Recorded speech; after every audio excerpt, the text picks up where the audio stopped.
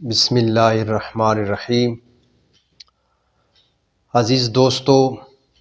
آج جس موضوع پر ہم نے بات چیت کرنی ہے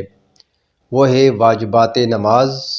اور اس کے متعلقہ جو مسائل ہیں، یعنی مسائل ضروریہ جو ہیں ان کا ذکر ہوگا۔ فرائض نماز کا ذکر بھی آپ نے سنا ہے، شرائط نماز کا بھی آپ نے ذکر سنا ہے، لیکن کچھ چیزیں نماز میں ایسی ہوتی ہیں جو بھولے سے انسان سے رہ جاتی ہیں۔ تو اگر ایسی چیزیں جو بھولے سے رہ جائیں تو ان کا تدارک کیوں کر ممکن ہے؟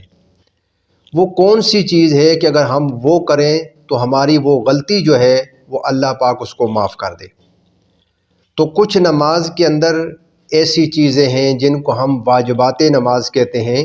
اگر وہ چیز ان میں سے کوئی ایک یا دو تین بھی اگر رہ جائیں تو آخر پر ہم سجدہ سہو کرتے ہیں تو وہ ہماری نماز جو ہے وہ مکمل ہو جاتی ہے۔ لیکن اگر ہم سجدہ سہو نہیں کریں گے تو وہ ہماری نماز قبول نہیں ہوگی، بلکہ وہ واجب الاعادہ ہوگی اور ہمیں اس کو لٹانا ہوگا۔ تو اس لیے ایسی چیزوں کو جو ہے وہ واجبات نماز کہا جاتا ہے۔ ان میں سے کچھ میں آپ حضرات کے سامنے عرض کروں گا۔ ان میں سے سب سے پہلی چیز تو یہ ہے کہ تکبیر تحریمہ جب ہم یعنی نیت باندھنے کے بعد جب ہم اللہ اکبر کہتے ہیں تو یہ جو لفظ اللہ اکبر ہے یہ واجب ہے، یہ ہر صورت میں جو ہے وہ ہم نے کہنا ہے۔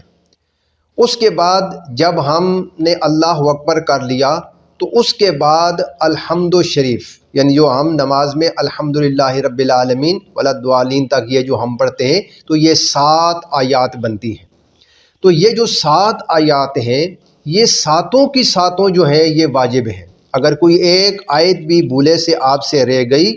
یا ان میں سے کوئی ایک لفظ بھی آپ سے دائیں بائیں ہو گیا تو گویا کہ آپ نے ایک واجب کو ترک کر دیا۔ اسی طریقے کے ساتھ جب ہم الحمد پڑھتے ہیں اور اس کے بعد جو ہم اس کے ساتھ کوئی صورت ملاتے ہیں یا کوئی بڑی ایک آیت ملاتے ہیں یا چھوٹی 3 آیات ہم اس کے اندر ملاتے ہیں جو بھی قرآن پاک سے ہمیں اچھے طریقے کے ساتھ یاد ہوتی ہے، تو الحمد کے بعد جو ہے اس صورت کو ملانا چاہیے۔ الحمد اس صورت سے جو ہے وہ ہمیں پہلے پڑھنی چاہیے۔ تو یہ بھی ایک واجب ہے۔ اگر کسی انسان نے بھولے سے پہلے جو ہے وہ سورت پڑھ دی بعد میں الحمدللہ پڑھی تو اس کو بھی چاہیے کہ وہ آخر پر جو ہے وہ سجدہ سہو کرے۔ اس کے بعد فرض نمازوں کی پہلی 2 رکعتوں میں اور واجب اور سنت کی سب رکعت میں سورت کا ملانا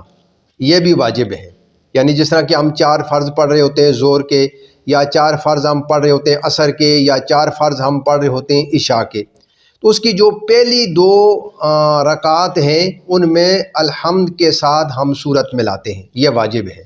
اور اگر ہم سنت پڑھ رہے ہیں یا ہم نوافل پڑھ رہے ہیں یا ہم واجبات پڑھ رہے ہیں تو ان تمام صورتوں میں الحمد کے بعد جو ہے وہ ہم نے سورت ملانی ہے۔ اس بات کا ہمیں خیال کرنا ہوگا۔ اسی طریقے کے ساتھ فرض نماز کی پہلی 2 رکعتوں کو قرات کے لیے مختص کرنا۔ فرض کی پہلی 2 رکعت کو اگر کوئی ایک انسان ایک میں بھول کر آگے تیسری میں پڑھ لیتا ہے تو اس کو چاہیے کہ وہ آخر پر سجدہ سہو کرے۔ اسی طریقے کے ساتھ فجر، مغرب، عشاء، جمعہ، تراویح، عیدین اور رمضان کے وطروں میں امام کو بلند آواز کے ساتھ قرات کرنا، اور ظہر اور عصر کی نماز کے ساتھ آہستہ یعنی دل کے اندر قرات کرنا یہ بھی واجب ہے۔ فجر کی نماز میں اگر کوئی امام بھولے سے جو ہے وہ خفی قرات کرتا ہے تو اگر کوئی اس کو بتاتا ہے تو پھر وہ شروع کر دیتا ہے تو اس کو چاہیے کہ وہ سجدہ سہو کرے۔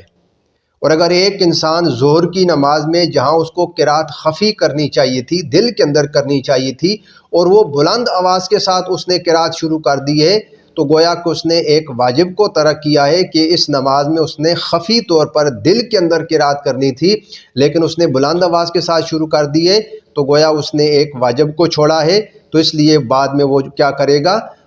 سجدہ سہو کرے گا، تو اس طریقے کے ساتھ اس کی بھی نماز ہو جائے گی۔ اب مقتدی کا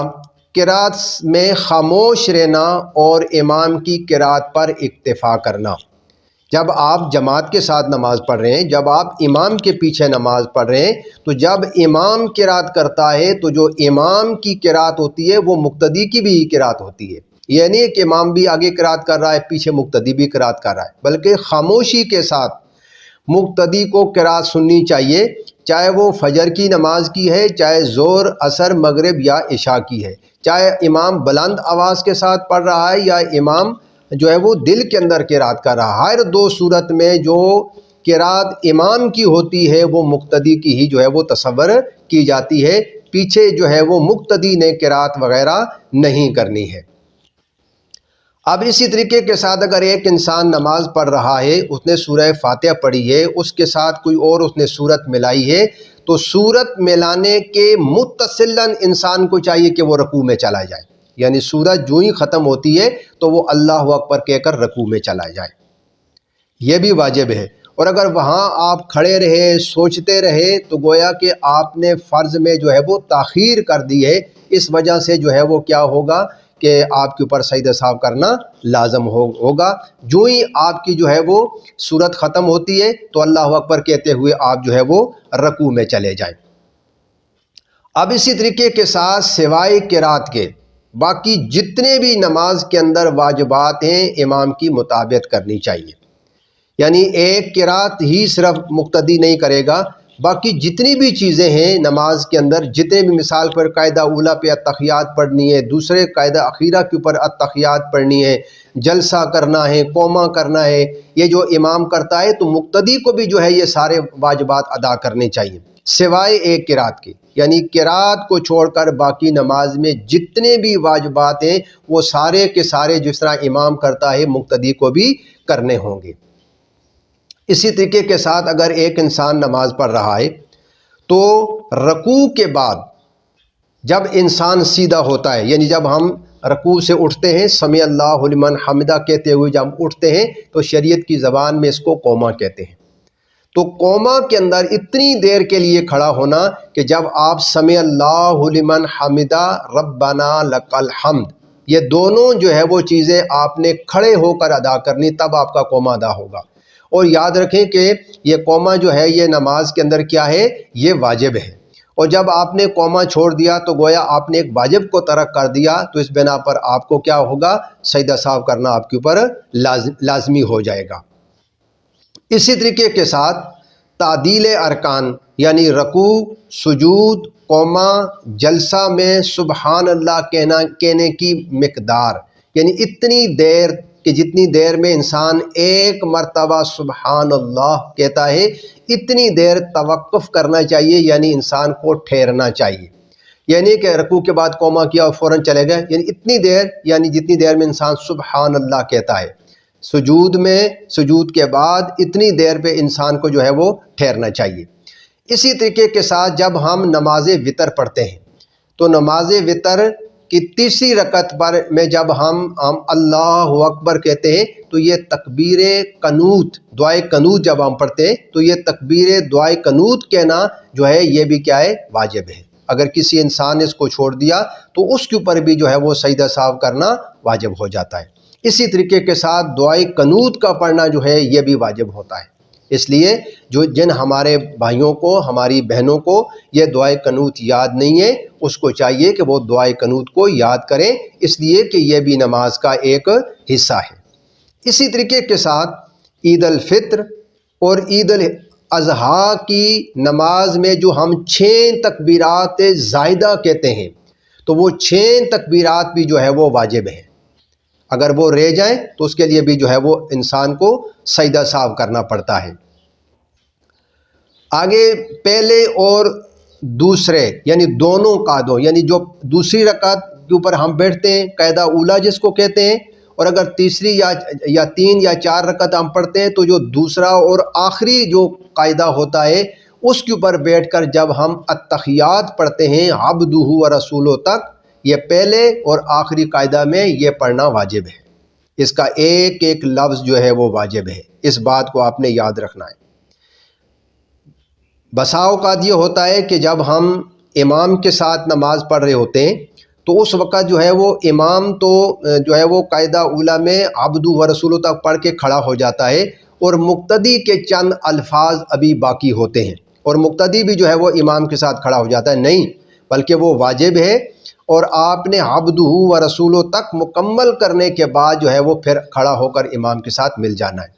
اس بات کو بہت سارے ہمارے دوست جو ہے وہ اس بات کو نہیں جانتے ہیں۔ باقی اگر آپ سجدہ میں ایک مرتبہ بھی سبحان اللہ سبحان ربی الاعلیٰ کے لیا تب بھی کوئی بات نہیں ہے، رکوع میں ایک مرتبہ سبحان ربی العظیم کے لیا تو کوئی بات نہیں ہے، آپ امام کے ساتھ جو ہے وہ کھڑے ہو سکتے ہیں، لیکن قاعدہ کے اندر التحیات عبدہ و رسولو پڑھنے تک جو ہے وہ آپ نے بیٹھنا ہے، اور پڑھنے کے بعد جو ہے وہ آپ نے اٹھ کر امام کے ساتھ مل جانا ہے۔ اسی طریقے کے ساتھ اگر ایک انسان نماز میں سجدہ تلاوت کی وہ تلاوت کرتا ہے، یعنی ایسی آیت کی تلاوت کرتا ہے کہ جس کے اندر سجدہ تلاوت آ جاتا ہے، تو اس کو چاہیے کہ وہ بھی فوری طور پر جو ہے وہ سجدہ کرے، کہ یہ سجدہ بھی کرنا جو ہے وہ انسان کے اوپر واجب ہوتا ہے۔ اسی طریقے کے ساتھ قاعدہ اولیٰ جو ہے یہ واجب ہے، چاہے آپ نفل نماز ہی کیوں نہیں پڑھ رہے، اگر کسی انسان نے قاعدہ اولیٰ چھوڑ کر وہ کھڑا ہو گیا تو وہ آخر پر کیا کرے گا؟ سجدہ سہو کرے گا۔ اب جب ہم سلام پھیرتے ہیں تو سلام پھیرتے ہوئے جب ہم السلام علیکم کے ساتھ سلام پھیرتے ہیں تو یہ السلام علیکم کے جو الفاظ ہیں یہ جو ہے وہ واجب ہے، یعنی سلام کے جو لفظ ہوتے ہیں یہ واجب ہوتے ہیں، ہر صورت میں آپ نے ادا کرنے ہوتے ہیں۔ بسا اوقات یہ ہوتا ہے کہ ایک انسان نماز پڑھ رہا ہوتا ہے، دوسری رکعت پر وہ بیٹھتا ہے اور وہ التحیات پڑھتے پڑھتے آگے درود شریف بھی جو ہے وہ پڑھنا شروع کر دیتا ہے، حالانکہ اس نے تیسری رکعت کے لیے کھڑا ہونا تھا۔ تو اب اگر ایک انسان عبدہ و رسولو پڑھنے کے بعد اس نے درود شریف بھی پڑھنا شروع کر دیا، اللہم صلی علی محمد، یہاں تک وہ اگر وہ پڑھ لیتا ہے اور اس کو یاد آتا ہے کہ میں نے تو کھڑا ہونا تھا، تو گویا کہ اس نے فرض میں تاخیر کی اور واجب کے اندر زیادتی کی، اس وجہ سے وہ آخر پر جو ہے وہ سجدہ سہو کرے گا۔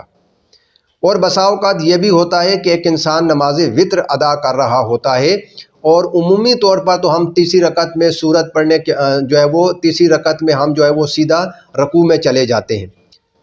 لیکن اب جب وتر کی جب ہم نماز پڑھ رہے ہوتے ہیں تو اس وقت ہم کیا کرتے ہیں کہ سورت پڑھنے کے بعد اللہ اکبر کہہ کر ہاتھوں کو باندھ لیتے ہیں اور پھر ہم دعائے قنوت پڑھتے ہیں۔ اگر ایک انسان نماز وتر کے اندر بھول کر رکوع کے اندر چلا جاتا ہے، اس کو رکوع کے اندر کہیں یاد آتا ہے کہ میں نے تو جو ہے وہ دعائے قنوت پڑھنی تھی، وہ میں بھول گیا ہوں، تو چونکہ دعائے قنوت پڑھنا یہ واجب ہے اور رکوع جو ہے یہ فرائض میں سے آتا ہے، اب فرائض سے وہ واپس پلٹ کر کے جو ہے وہ دعائے قنوت کی طرف نہیں جا سکتا ہے، آخر پر وہ سجدہ سہو کر لے تو اس طریقے کے ساتھ اس کی نماز ہو جائے گی۔ تو یہ وہ باتیں ہیں کہ جو بحیثیت مسلمان ہمیں جو ہے وہ معلوم ہونی چاہیے کہ نماز کے اندر کون کون سی چیزیں فرض ہیں، نماز کے اندر کون کون سی شرائط ہیں، نماز کے اندر کون کون سے واجبات ہیں، کہ اگر ان میں سے کوئی چیز رہ جاتی ہے یا ان میں سے کسی چیز کے اندر کوئی کمی بیشی ہو جاتی ہے تو میں نے اپنی نماز کو کیسے جو ہے وہ درست کرنا ہے۔ تو اسی طریقے کے ساتھ ہمیں چاہیے کہ ہم ان ساری چیزوں کو اچھے طریقے کے ساتھ یاد کر لیں اور اس کو ہم اپنی عملی زندگی کے اندر لے کر آ جائیں، تو انشاءاللہ یہ چیزیں پھر ہم سے نہیں ہوں گی۔ تو دعا ہے کہ رب قدوس ہم سب کو ان باتوں کے اوپر عمل کرنے کی توفیق عطا فرمائے۔ وما توفیقی الا باللہ۔